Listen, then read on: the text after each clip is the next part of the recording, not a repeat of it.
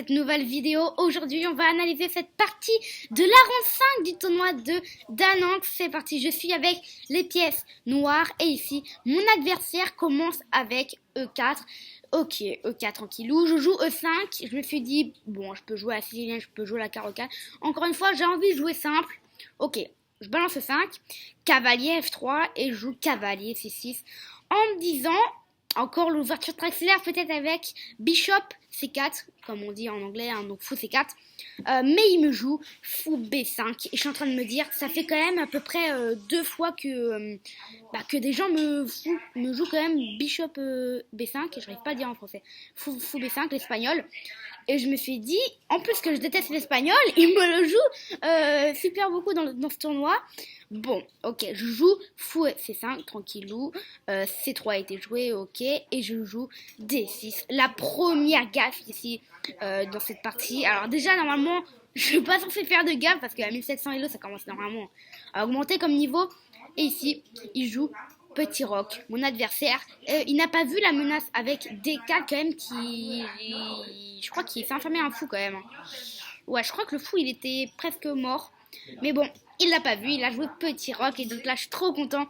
Mais je sais pas, donc je joue cavalier E7 en fait. Moi je me suis dit, ok, cavalier E7, je défends et je sais toujours pas. Je sais qu'il y a des cas, mais je me dis des cas, je prise et après je bouge. Mais j'avais pas vu qu'ici il y avait D5. Et ici le cavalier, il est cloué et plus rien ne pourra l'arrêter pour la prise de prochain coup. Et il joue D4 et si c'est très mal parti. Dès qu'il joue D4 je calcule un peu tout. Voilà, j'ai 30 minutes à peut-être 35 minutes à la pendule ou 40 et je me suis dit ok, je vais prendre hein, il y a que ça à faire. Et ensuite je me suis dit ah oui, ça c'est quand même très bien joué. Il prend et donc après je peux rien faire. Donc je décide de jouer petit roc puisque je suis mort. Je savais qu'il allait trouver des fins quand même, faut pas le prendre pour un nul, hein, ça le voit quand même. Il prend, donc je prends, ok, fou E3 et je joue B6. En fait B6 ça veut dire quoi? B6 je protège en même temps le pion. Donc déjà ça c'est très important. Et en même temps je prépare mon petit fou infinito qui va normalement rayonner sur l'échiquier à un moment. Ok, cavalier C3, fou B7, dame prend, tour prend dame, ok. Et là, tour A D1. Les menaces commencent, il a un fou en plus contre un pion, donc déjà c'est bravo à lui. Et en plus, tout l'espace qu'il a, c'est incroyable. Donc là, je suis obligée de jouer tour E8. Enfin, je suis pas obligée, mais pour regarder les pièces, quoi. Tour 8 ou tour C8, mais moi je préférais tour 8. Mais il m'a tendu un petit piège, il m'a joué cavalier D5. Et ciao. Cavalier D5, très beau piège. Il y en a beaucoup qui se diront, bon, cavalier D5, pas énormissime, je prends. Et ça, c'est une bêtise. Une très grosse bêtise. Parce que s'il y a tout simplement E prend D5. E prend D5 et le cavalier, on peut pas le bouger parce que si on le bouge, la tour est en prise. Et donc ça, c'est pas énormément bien. C'est pas du tout bien. Donc là, je bouge ma tour en C8. Hein. Après, les cavaliers sont protégés. Hein. Tac, tac, ça se protège mutuellement. Donc en vrai, ça va. Hein. Il y a 0 attaque. Ok, fou prend, cavalier prend. Et là, il me joue fou F4. Je me suis dit, mais non, mais il est extraordinairement fort. Là, fou F4 attaque le pion ici 2 fois avec le cavalier et le fou. C'est super bien joué. Je me dis bon, je jouais tour E8. Au moins, s'il prend mon pion, au moins, moi, je peux prendre le sien. Et là, tour F E1. Je me suis dit mais punaise, mais il protège tout de ouf. Donc cavalier D4, j'essaye d'un peu de faire quelque chose là avec mon fou, mon cavalier. Il prend, je reprends. Il prend, je prends, et je me suis dit ça échange quand même, donc c'est vraiment nul ce que je suis en train de faire là. Il reprend, l'échange, il est content, je reprends. Bien sûr là faut pas reprendre, c'est une énorme gaffe parce que sinon on peut faire mat en 1 ici, chez mat, l'ordinateur qui avec la barre là, il est un peu long, voilà, et chez mat. Mais bien sûr il l'a pas fait, il a d'abord joué H3, vous voyez, là H3. Et j'ai joué tour E2, j'essaie de rentrer dans son camp, de venir par là, je sais pas moi, par là. Ça peut être bien. Ok, tour prend D4. Je me suis dit, bon, là, il faut vraiment se concentrer. J'ai plus que 25 minutes à le pendule, peut-être un moment. Et là, je suis en train de me dire, ok, on se remet droit. Qu'est-ce qu'on a fait? Qu'est-ce qu'on peut faire avec un fou en moins? Et là, je me dis, bon, bah, rien. Mais j'ai pas abandonné pour autant. Je me suis dit, au cas où il joue mal, je peux peut-être la gagner. Oh, le petit chat. Et donc, je joue pas du tout sereinement. Tour prend B2, un peu le seul truc que j'ai, hein, ok. Tour A4, joue A5 pour protéger. Et joue fou, prend C7, je suis en train de me dire, mais tout va tomber, je suis sûre. Oh, il a plus 4, non, j'ai moins 4,49. C'est incroyable comment là, il me domine là. Donc j'ai joué roi F8. Je me suis dit, bon, c'est pion, je sais qu'il va vouloir l'avancer, donc je vais ramener mon roi. Ok, défi justement, bam, roi 8. F3, je sais pas du tout pourquoi il a joué F3. Par contre, F3, non, je me suis dit F3, mais qu'est-ce qu'il veut faire avec F3 hein, parce qu'il peut pas bouger son roi en F3, en F2, pardon, parce qu'il y a la tour de contrôle. Bon, il sera obligé de venir en H2, mais pourquoi faire F3 avant? Enfin, j'ai pas compris, c'est fou. Donc, roi D7, j'active mon roi, lui aussi, très bien joué. Tour B5. Ici, je me suis dit, je peux activer ma tour, au cas où, un moment. Ok, donc tour E4 et tour F5, faut pas oublier. En fait, il menaçait tour E7 échec, et quand je bougeais, il menaçait de prendre le pion. Mais c'est grâce à mon tour F5 que maintenant, mon pion, il est sauvegardé. Après, il pouvait pas bouger, parce que sinon je prenais. Et là, la barre qui redevient... pour l'instant, elle ne redevient pas, mais vous allez voir. Normalement, c'est à peu près équivalent. C'est même ouais, mieux pour les noirs. C'est même mieux pour les noirs parce que là, il y a 2 pions contre un seul. Et là, il y a 3 pions contre 3. Et ici, ce pion, on arrive à le neutraliser. Donc, en vrai, c'est avantage noir, ouais.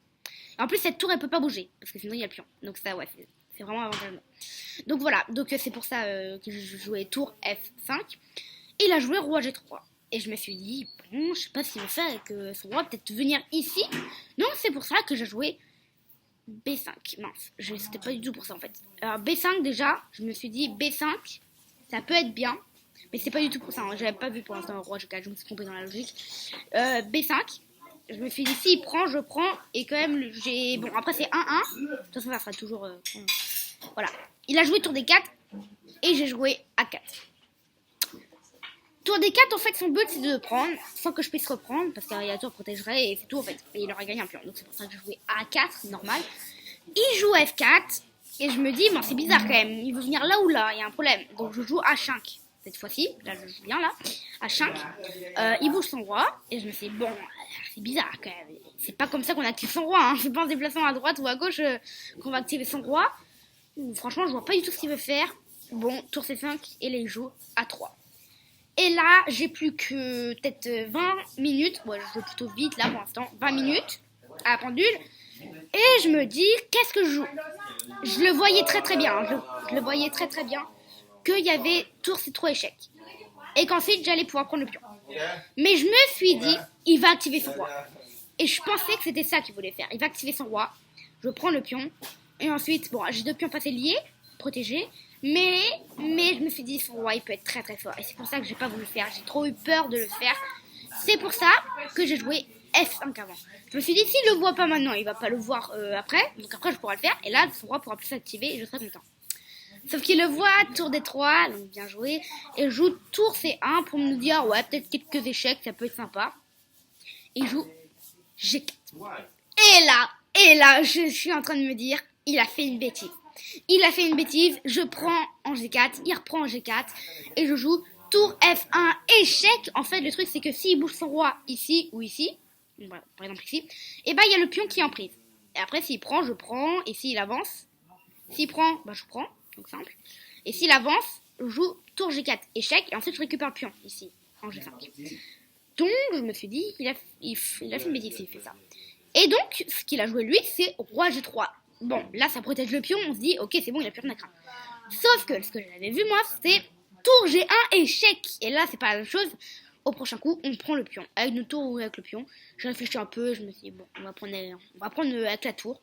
Et là, vous allez voir que dans les 3 prochains coups, il va voir un truc extraordinaire. Mais des trucs tellement bien. Ok, donc tour F3. Et je joue G6. En me disant... Voilà, on se protège. S'il veut changer, il prend, j'ai un pion passé, je crois que je vais y arriver. Voilà, en me disant des trucs du genre. Ok, roi H2. Bon, roi C6, j'attends. Il fait tour D3, ok, donc là, il menace d'avancer. Et si je prends, il avance. Donc bien sûr, je viens en D7, hein, il peut pas avancer. Qu'est-ce qu'il va faire? Il joue tour G3. Et ici, je vais trouver une séquence de plus de 10 coups impressionnant que j'ai trouvé tout seul. Enfin, j'ai pas regardé l'ordi du tout, hein, forcément, pendant la partie. J'ai trouvé. Alors, je vais vous faire avec les flèches pour que vous vous perdez, mais pour vous dire ce que j'ai fait dans la tête. Je me suis dit, tour H4 échec. Si il met son roi, s'il met sa tour ici, je gagne le pion. Parce que là, si je prends direct le pion, il prend mon pion. Sauf que si je mets tour H4 échec, il vient ici, je gagne le pion. Donc ça, c'est bien. Et s'il fait un échec après, bon, bah, je bouge le roi, il faudra que je vais pousser parce que je prends le... Donc là, déjà, sur tour H4 échec, je me suis dit, il va aller soit là ou là. Bon, on va retirer cette case-là. Parce que cette case-là, il n'ira jamais. Je le sais, mais il va pas rentrer comme ça. Donc si je fais tour H4 échec, il va être obligé de venir ici. Je vais prendre le pion. Et il va prendre ici. Je vais jouer tour G4 échec. Et il va prendre. Je vais prendre. Là, juste, c'est ça que je me suis dit. Hein. Et il va à peu près avancer son pion en son roi. Pour attaquer mon pion. Ici, je vais pousser B4. Il prend. Et je joue A3. Et là, il est obligé de bouger son fou. Et je joue A2. Et là, il bouge son fou ici. Et là, je prends. Et là, il prend mon pion. Ici. Et là, je viens ici. J'attaque son fou. Il va le bouger là. Je mets mon roi ici. Mais là, vous comprenez rien. Vous êtes en train de vous dire, mais qu'est-ce qu'il est en train de nous faire avec toutes les flèches? Là, je comprends rien du tout. Bah, sauf pour les demi-élos, bien sûr. Mais, je vais vous dire en vrai. Ce que j'ai fait, c'est donc tour H4 échec. Et c'est pas du tout le meilleur coup. Pas du tout le meilleur coup. Mais vous allez voir que la suite m'a moi-même impressionné en fait. Hein. Donc tour prend F4, tour prend G5, et ici, c'est nul. C'est nul. Regardez la barre. 0 pro 0, 0, c'est complètement nul. Et je l'ai vu tout seul. Bam. Tour G4 échec. Il prend, je prends. Il active son roi, normal, il attaque mon pion. Et là, boum, B4, sacrifice de pion. S'il prend, je pousse le mien. Heureusement qu'il a son fou, mais sinon ça sera imparable. Donc il a pris, j'ai avancé. Donc il a mis son fou, très bien. Parce que s'il prenait là maintenant, ça serait gros avantage noir. Parce que là j'aurais pu pousser. Et là c'est mat imparable. Enfin c'est dame imparable. C'est promotion de dame imparable. Voilà, la barre là qui devient toute blanche là. Donc impossible de prendre. Donc ici il a joué bam, fou B6. Bien joué. Je prends ici. Il joue fou D4 en se disant ok... à un moment, je vais faire ça parce je crois qu'il avait peur. Il pouvait pas prendre, je crois. Je sais pas s'il pouvait prendre. Parce que je crois qu'il y avait roi D5 quand même. Non, c'est bon. Non, il pouvait prendre. Ça reste nul. Parce que ici, on peut pas mettre le fou ici.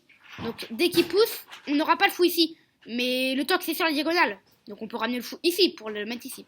Donc, c'est toujours nul, ouais. Toujours nul. Mais il a pas pris ici. Il est venu en D4. J'ai activé mon roi encore.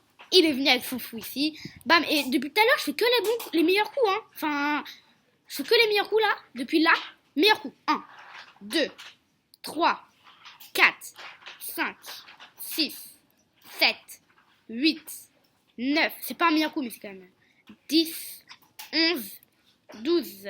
Après, on va dire 11. Et ensuite, bah, après, je lui ai laissé prendre le pion. Et ici, c'est match nul à la ronde 5 du tournoi de Danang. C'était trop énorme. Avec un fou en plus, il a pas réussi quand même à gagner cette partie. Ça, c'est trop génialissime. Je me demande encore comment j'ai fait à voir toute cette ligne-là. De quand même, on va voir combien de coups, quand même. Donc, j'étais là, j'étais ici, hein, pour rappel. Pile ce truc. Un coup. 2, 3, 4...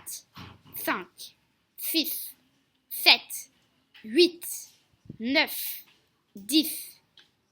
Jusqu'à là à peu près. Et après je me suis dit c'est bon. Après c'est bon, j'ai un pion en plus. Enfin c'est nul quoi, parce qu'avec le fou il peut pas mater. Donc après je me suis allé en se disant vas-y, prends-le, le pion. Et il a pris, donc c'est match nul. Trop content. En tout cas, j'espère que vous aurez aimé cette vidéo. Et comme toujours, je vous revois demain pour la ronde 6 du tournoi de Danang. Ciao!